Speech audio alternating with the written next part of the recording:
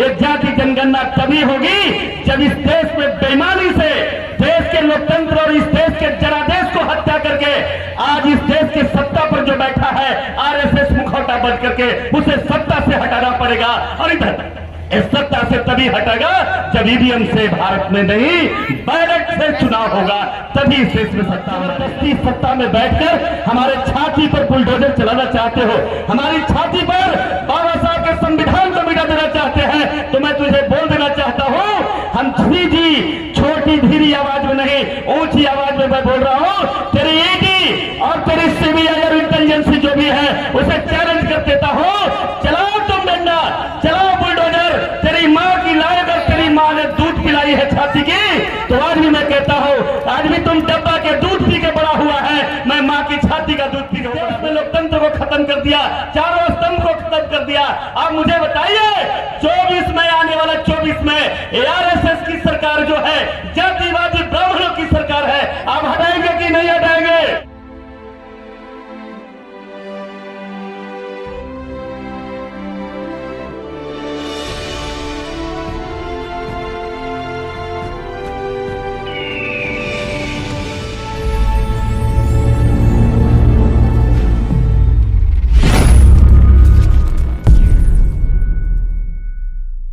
मूल निवासियों तक नहीं पहुंचता, इसलिए मैं दिल के गहराइयों से आपको बधाई देता हूं, मुबारकबाद देता हूं। समय समाप्त हो गया है, आखिरी समय में अध्यक्ष जी ने कुछ समय दिया है और इस समय भाषण देने का भी अब नहीं बचा है।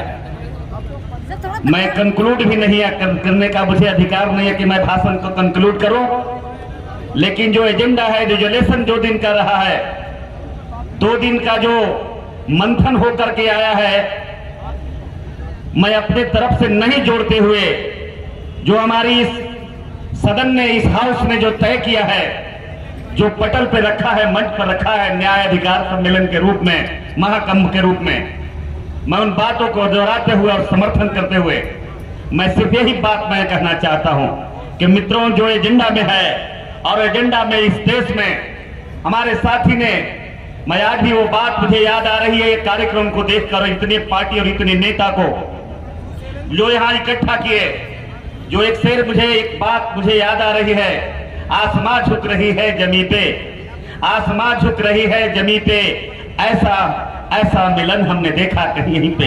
ये कार्यक्रम देखकर मुझे लगा ये बिल्कुल ये जो आंदोलन है ओबीसी का, एससी का, एसटी का, एनटी और डीएनटी का, ये बिल्कुल क्रांति का रास्ता पकड़ रहा है। 24 घंटा आंदोलन में पत्रकारों को खड़ा रहना मुस्तैदी के साथ, 24 घंटा इतने सारे नेता और कार्यकर्ता तपती धूप में अड़े रहना, ये बिल्कुल संकेत दे रहा है कि आने वाला समय में आने वाला जो समय होगा ये रामलीला का मैदान नहीं होगा। जब क्रांति के रास्ता खुलेगा तो ये बुद्ध लीला और प्रेम लीला का मैदान बनेगा। ये रास्ता खुलता हुआ दिखाई पड़ रहा है। तो मित्रों, मैं सिर्फ आज हुंकार भराना चाहूंगा आप लोगों से, सिर्फ स्वीकृति लेना चाहूंगा। मैंने कहा कि अब भाषण का समय नहीं बचा है। इस देश के जालिम लोगों ने आज वही बात को मैं रख रहा हूं जो कल भी थोड़े से समय मैंने रखा था कि ये मेरे बाप दादा ने यादव नहीं बनाया था, चमार नहीं बनाया था, पासी नहीं बनाया था, तेरे बाप दादा ने जाति बनाया है। आज जाति जनगणना पर तुझे दुख किस बात की है? हम चाहते हैं कि आप जाति जनगणना कराओ और इस देश के लोगों को बताओ, ताकि घरों में बैठे हमारे गुलाम लोग हैं उनके पैरों से बेड़ियां खुल सके और तेरे बाप के घर में हमारे लोग भेजने का काम करें। ये इसलिए हम आंदोलन चल रहे हैं, ये जाति जनगणना इसलिए करना चाहते हैं तब हमारे इस देश के कमजोर वर्ग के लोग, इस देश के अति पिछड़ा लोग, इस देश के एससी एसटी लोग को समझ में आ जाए कि मेरे अधिकारों को किस तरह से गुलामी की जंजीर में जकड़ के रखा है। हम बिल्कुल मुकम्मल तौर पर खड़े हैं और आपसे मैं चाहता हूं आप लोग ओंकार भर के बताइए, हिंदुस्तान के लोगों, हिंदुस्तान बोलना बहुत बड़ा पाप है, मेरे से भी गलती हो गई, मैं माफी चाहना हूं। भारत के लोगों, मैं भारत के लोगों आप लोगों से पूछना चाहता हूं, आप मुझे बताइए जितने भी लोग हैं, हुंकार भर के बताइए, क्या जद्दी जाति जनगणना होना चाहिए कि नहीं होना चाहिए? होना चाहिए कि नहीं होना चाहिए? जाति जनगणना होना चाहिए। और मैं कहता हूं ये जाति जनगणना तभी होगी जब इस देश में बेईमानी से देश के लोकतंत्र और इस देश के जनादेश को हत्या करके आज इस देश के सत्ता पर जो बैठा है आरएसएस मुखौटा बन करके उसे सत्ता से हटाना पड़ेगा। और इधर इस सत्ता से तभी हटेगा जब ईवीएम से भारत में नहीं बैलेट से चुनाव होगा, तभी इस देश में सत्ता हमारी आएगी, तो हम जनगणना करा पाएंगे। और जो खराब खोज खासकर बहुत जो न्यायपालिका की बात आपने कहा है, मंच पर कहा है, मैं काट नहीं रह कर रहा हूं, मैं कंक्लूड कर रहा हूं, लेकिन एक बात भी है भी मैं कहता हूं, ये न्यायपालिका मेरा कहां है?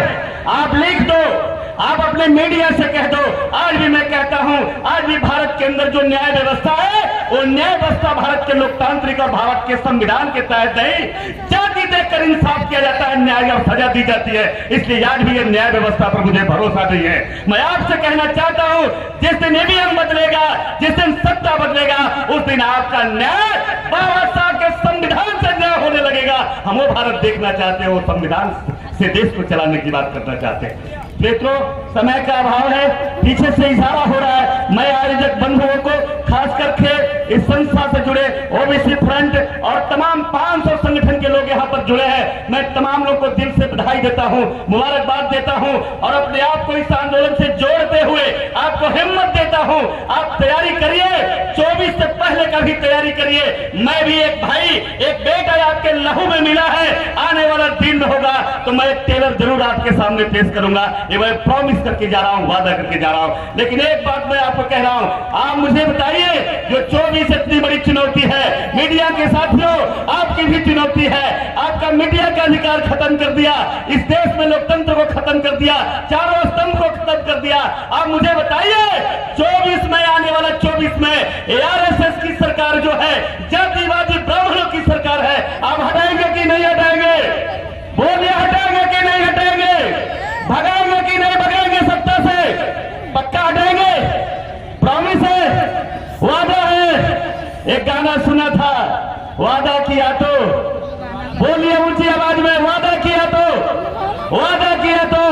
मीडिया के लोगों, एक संदेश दे दो और हम हुंकार भर रहे हैं। मेरे साथी ने अभी कहा था, कुछ क्षण पहले कहा था, जिस दिन 10 लाख लोग भारत के अंदर जेल का यात्रा की तैयारी कर लेगा, उस दिन ये गोदी मीडिया में बैठे लोग ये मोदी का चेहरा नहीं दिखाई पाएंगे। इतना काला हो जाएगा कि दुनिया की सारी रोशनी से नहा दोगे तो सफेद नहीं दिखाई देगा। इसलिए मेरे मित्रों, तैयारी करो, हतोत्साहित नहीं करो।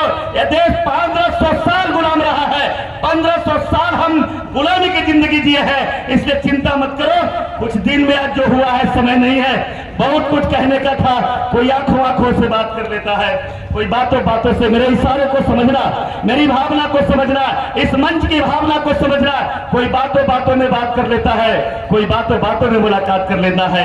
बड़ा होता है जवाब देना मुश्किल जब कोई खामोश होकर सवाल कर लेता है। एक खामोशी नरेंद्र मोदी, इस 125 करोड़ में 110 करोड़ हिंदू भारत के जनता की खामोशी है। उस खामोशी से समझना, तुम आज जबरदस्ती सत्ता में बैठकर हमारे छाती पर बुलडोजर चलाना चाहते हो, हमारी छाती पर बाबा साहब के संविधान को मिटा देना चाहते हैं, तो मैं तुझे बोल देना चाहता हूं, हम जी छोटी धीरी आवाज में नहीं, ऊंची आवाज में मैं बोल रहा हूं। तेरी ईडी और तेरी सीबीआई और इंटेलिजेंस जो भी है, उसे चैलेंज कर देता हूं। चलाओ तुम डंडा, चलाओ बुलडोजर। तेरी माँ की लायक और तेरी माँ ने दूध पिलाई है छाती की, तो आज भी मैं कहता हूं, आज भी तुम डब्बा के दूध पी के बड़ा हुआ है, मैं माँ की छाती का दूध पी के बड़ा हुआ हूं। लड़ो, फैसला कर लो वादी, लेकिन अप्रत्यक्ष लड़ाई क्यों लड़ते हो? आओ ना मैदान में, तय कर लो वोट क्लब पे, तय कर लो तारीख लाल किला पे, तय कर लो ये रामलीला मैदान में। तेरे डब्बे के दूध से अगर मेरी दूध बाप की दूध हार जाएगा तो मैं चला जाऊंगा भारत छोड़कर, और नहीं तो तुझे अपने बाप के घर जाना पड़ेगा। ये भारत में राष्ट्रभक्ति सिखा रहा है। इस देश में मेरा देश, मेरा संविधान, मेरी जागीर, मेरी दौलत, और मुझे भी दूसरे देश से आकर देशभक्ति का सर्टिफिकेट बांट रहा है। देशभक्ति, तुमने देशभक्ति है, तुम्हें देशभक्ति होता तो महात्मा गांधी की हत्या करता, तुम्हें देशभक्ति होता तो इस देश के संविधान को चुनौती देता, खत्म करता। तुझमें देशभक्ति होती तो तुम 125 करोड़ लोगों के भावनाओं के विरुद्ध में काम करता। इसलिए मैं तो उसे देशभक्त नहीं, लेकिन अफसोस मैं फिर भी आज मैं कह रहा हूं, लाचार उनसे नहीं हूं। ये चौकुट्टी ऐसे लोग हैं जिनकी आजमाइश नरेंद्र मोदी जी हो चुकी है।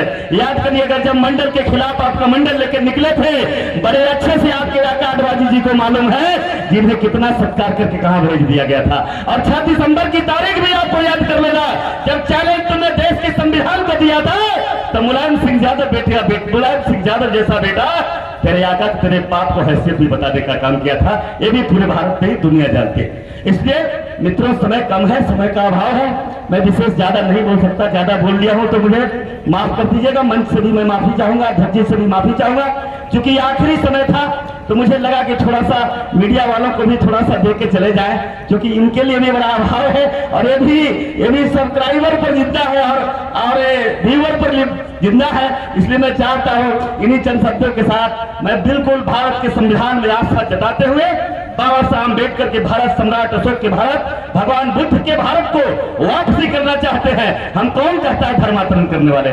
मीडिया में नहीं चलाता है धर्मांतरण लोग कर रहे हैं। अरे धर्मांतरण तुमने किया है, तुम करोगे, लेकिन ये हम इस देश में, भारत बुद्ध का देश है, भारत बाबा साहब के देश है, हम अपने घर में वापस जा रहे हैं। मुझे धर्मांतरण करने की जरूरत नहीं है, मुझे नसीहत धर्मांतरण की नहीं लेंगे। इन्हीं चंद बातों के साथ मैं अपनी वाणी से विराम लगाते हुए जय हिंद, जय भारत, जय संविधान, जय बाबा साहब भीमराव अम्बेडकर। अब एक बार फिर से मैं बोलना चाहूंगा, आप लोग जोरदार आवाज लगाइएगा, बाबा साहब अम्बेडकर अमर रहे।